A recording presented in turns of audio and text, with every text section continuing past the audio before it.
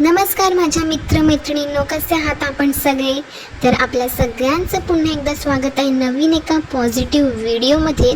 तर माझ्या मित्रमैत्रिणींनो, तर मी ज्यांना टॅग केलेलं आहे आज त्या मावशांबद्दलच मी बोलणार आहे. आणि तुमच्यापैकी बरेच जण त्यांना ओळखतही नसाल, कारण की इतक्या काही त्या महान किंवा मोठ्या तर अजिबातच नाही आहे. पण त्यांचं जे काम आहे ना, तर ते काम मी तुम्हाला आज सांगणार आहे की त्यांचं काम जे आहे ते सोशल मीडियावरती येऊन त्या काय काय उधळपट्टी करतात, काय काय करतात, तर ते सगळं मी तुम्हाला आज सांगणार आहे.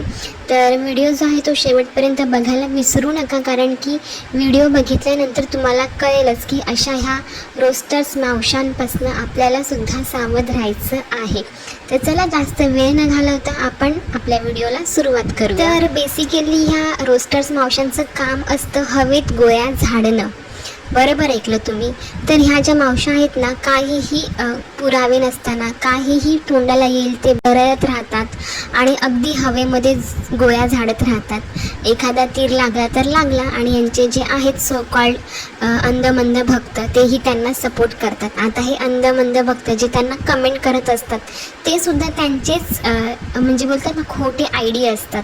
म्हणजे एका आय डीने आरामात 50-60 तरी ईमेल आय डी ते लोक बनवू शकतात, किंवा तेच ईमेल आय डीची नावं ते लोक चेंज करतात आणि त्याच गोष्टीने ते लोक म्हणजे तेच ईमेल आय डी वापरून ते लोक कमेंट करतात.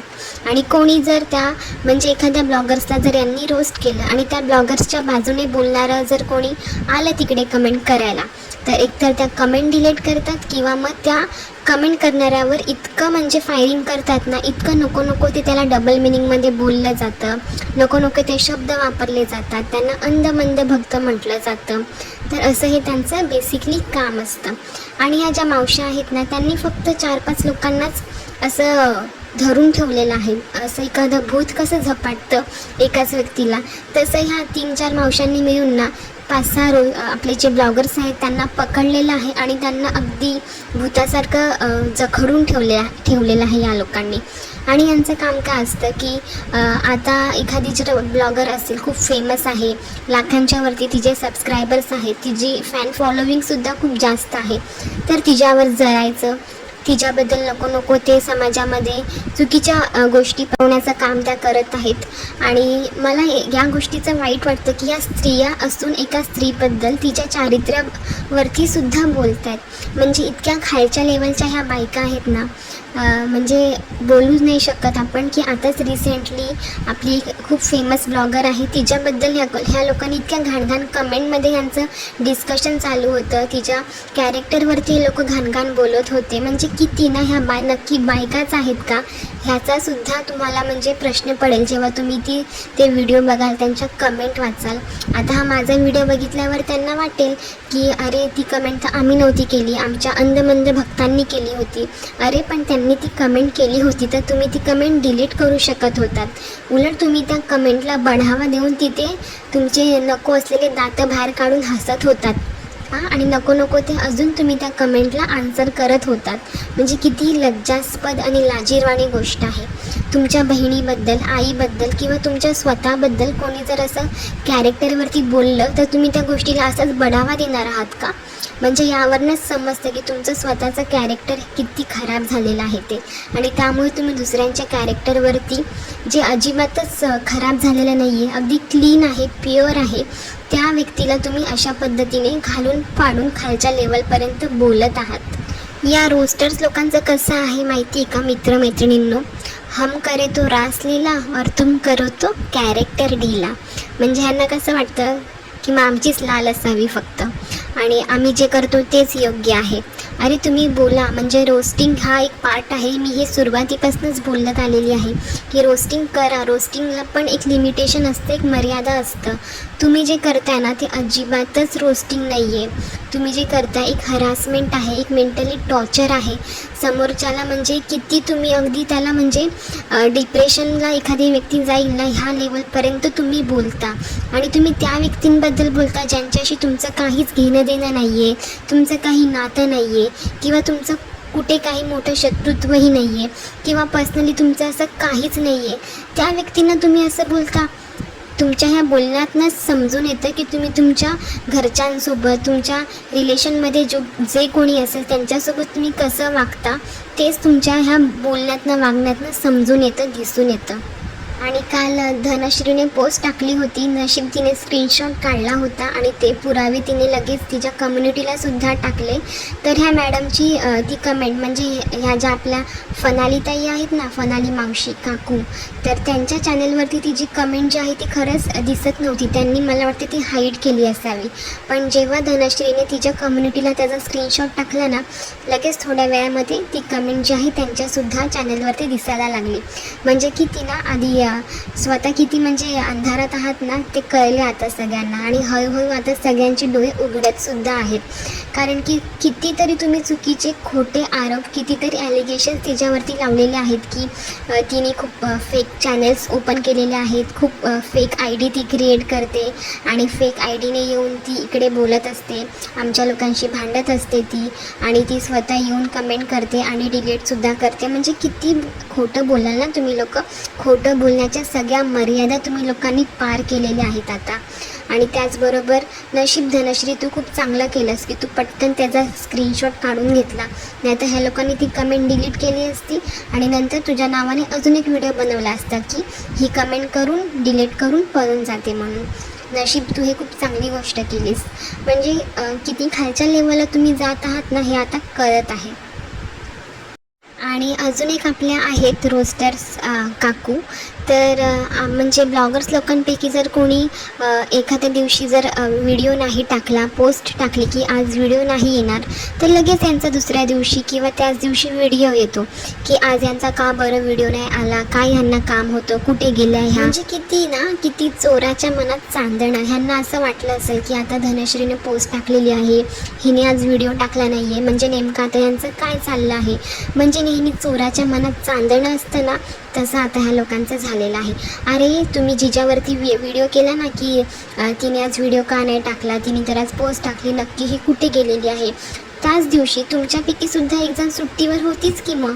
हां, तिच्याबद्दल का बरं तू तोंड घेऊन नाही बोललीस का? ती पण सुट्टीवर होती, तिने काहीतरी आजारपणाचं नाटक सांगितलं आणि सुट्टीवर गेली ती. तिलाही हे लोक बोलू शकतच होते ना. म्हणजे किती खालच्या लेवलला जाऊन तुम्ही लोक विचार करताना याचंच हसायला येतं. अगदी बालिशपणाने वागत आहात आणि आता तर अगदी सैरा भैरा झालेलं आहे तुमचं. काय करावं आणि काय नाही असं तुमचं झालेलं आहे आता. आणि काहीही व्हिडिओमध्ये बोलायचं म्हणजे अगदी शाळेतली मुलं कशी भांडत असतात एखाद्या गोष्टीला धरून, त्याच गोष्टींवरती वारंवार व्हिडिओ बनवत राहायचे. त्या व्हिडिओमध्ये काही घेण्यासारखंसुद्धा नसतं, शिकण्यासारखंसुद्धा नसतं. नुसती भांडणं, टॉर्चर, जेलसी, ह्याच सगळ्या निगेटिव्ह गोष्टी तुमच्या त्या व्हिडिओमधनं असतात. म्हणजे आता एखाद्या ब्लॉगर्सवरती जर यांनी सुरुवातीला एखादा व्हिडिओ केला आणि तो जर व्हिडिओ चांगला व्हायरल गेला, चांगले व्ह्यूज त्या व्हिडिओला आले, तर त्याच व्यक्तीवरती वारंवार त्या व्यक्तीची काहीही चूक नसताना, त्या व्यक्तीचं ह्या लोकांशी काहीही घेणं देणं नसताना त्याच व्यक्तीवरती वारंवार व्हिडिओ बनवत राहायचे. अगदी छोट्या गोष्टींमध्ये त्यांच्या चुका तर नसतातच त्या, पण छोट्या गोष्टींमध्ये नसलेल्या चुका दाखवून द्यायच्या आणि आपले व्ह्यूज आणि डॉलर्स जे आहे ते कमवत राहायचे. तर हेच ह्या सो कॉल्ड रोस्टर्स लोकांचं काम जे आहे ते आता चालू आहे. तर माझ्या मित्रमैत्रिणींनो, तुम्हाला कळलंच असेल की ह्या रोस्टर्स लोक जे आहेत, रोस्टर्स मावश्या ज्या आहेत, त्यांचं काम जे आहे आता काय आहे. म्हणजे 4-5 लोकांनाच यांनी टार्गेट केलेलं आहे. भूतासारखं त्यांना यांनी पकडून ठेवलेलं आहे. कारण की ह्या 4-5 ब्लॉगर्स लोकांमुळे यांचं जे काही आहे डॉलर्स येणं ते चालू आहे.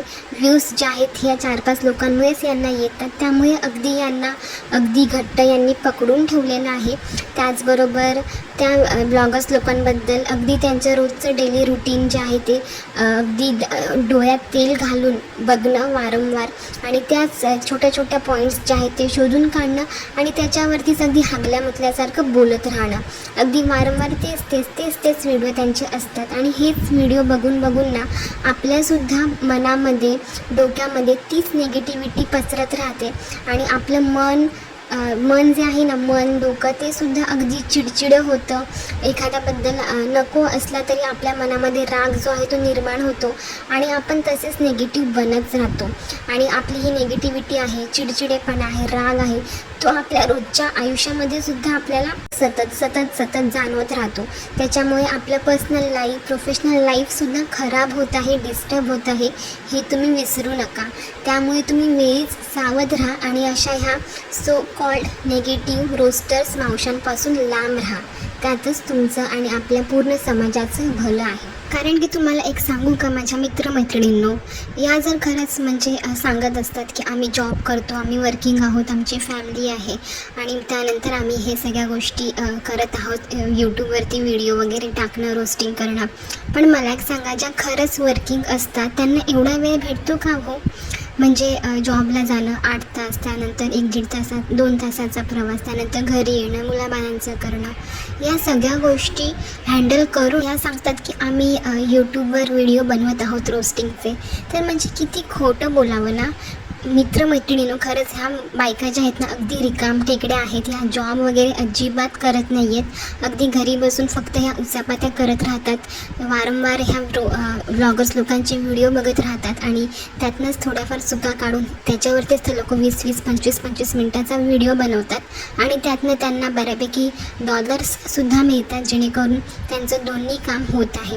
तर ह्या जॉब वगैरे अजिबातच करत नाही आहेत. यूट्यूबवरती येऊन ह्या धडाधड फक्त खोटं आणि खोटंच बोलत आहे. त्यांच्याकडे कुठचेही घंटा पुरावे नाही आहेत, काही नाही आहे. फक्त तोंड दिलं आहे म्हणून फक्त त्या जी वाचा आहे ना त्याचा चांगला उपयोग करण्याऐवजी ह्या अशा पद्धतीने लोकांची बदनामी करणं, खोटं सांगणं की आम्ही जॉब करतो, हे करतो. तर ह्या जॉब वगैरे अजिबातच करत नाही आहेत. अगदी ह्या रिकाम टेकड्या आहेत आणि कोणाकडे इतका वेळ असतो इतकी सगळी डिटेल इन्फॉर्मेशन काढणं, जॉब करणं, घरचं बघणं आणि हे सगळं करणं. अगदी हे निव्वळ खोटं आहे. जॉब वगैरे करणं सगळं थोतांड आहे, हे मी लवकरच उघडीस आणणार आहे. आणि एखाद्या ब्लॉगर्सबद्दल जेव्हा आपण रोस्टिंग करतो ना, तेव्हा त्या ब्लॉगर्सने आपल्या व्हिडिओमध्ये जे सांगितलेलं आहे, जे दाखवलेलं आहे, त्यावरतीच तुम्हाला रोस्टिंग करण्याचा अधिकार आहे, त्यावरतीच तुम्ही रोस्ट करू शकता. पण ह्या बायकांचं कसं, रोस्टिंग अजिबातच नाही. रोस्टिंगच्या पलीकडे हे सगळं गेलेलं आहे. म्हणजे मेंटली टॉर्चर, हॅरासमेंट हे शब्दसुद्धा यांच्या या व्हिडिओज पुढे कमी पडतील अशा पद्धतीचं यांचं हे व्हिडिओज असतात. म्हणजे व्हिडिओमध्ये ज्या ब्लॉगर्सनी ज्या गोष्टी दाखवल्या नाही आहेत, बोलल्या नाही आहेत, त्या गोष्टींना धरूनसुद्धा हे लोक काहीही अंदाज लावतात, त्यांच्या कॅरेक्टरबद्दल बोलतात. नको ते डबल मिनिंगमध्ये घाण ह्यांना बोललं जातं. त्याचबरोबर ह्यांच्या कमेंट्ससुद्धा इतक्या घाण असतात ना, अगदी म्हणजे खालच्या लेवलला जाऊन ह्या बायका कमेंट्स करतात आणि हे जे रोस्टर्स आहेत ना ते सुद्धा त्यांना अगदी बोलतात ना सपोर्ट करतात आणि त्या कमेंट्सवरनं सुद्धा हे लोक अजून डिस्कशन करत असतात. हे खूपच म्हणजे अतिरेक होत आहे या सगळ्या गोष्टींचा. तर मित्रमैत्रिणींनो, आजचा व्हिडिओ मी इथेच संपवते. आय होप की तुम्हाला माझे जे काही पॉईंट्स आहेत ते नक्कीच पटले असतील, समजले असतील. तर प्लीज एक कमेंट तरी नक्की करा. तर भेटूया अशाच एका छान व्हिडिओमध्ये. तोपर्यंत सगळ्यांनी आपापली आणि आपल्या कुटुंबाची काळजी घ्या. भेटूया लवकरच. Okay, bye.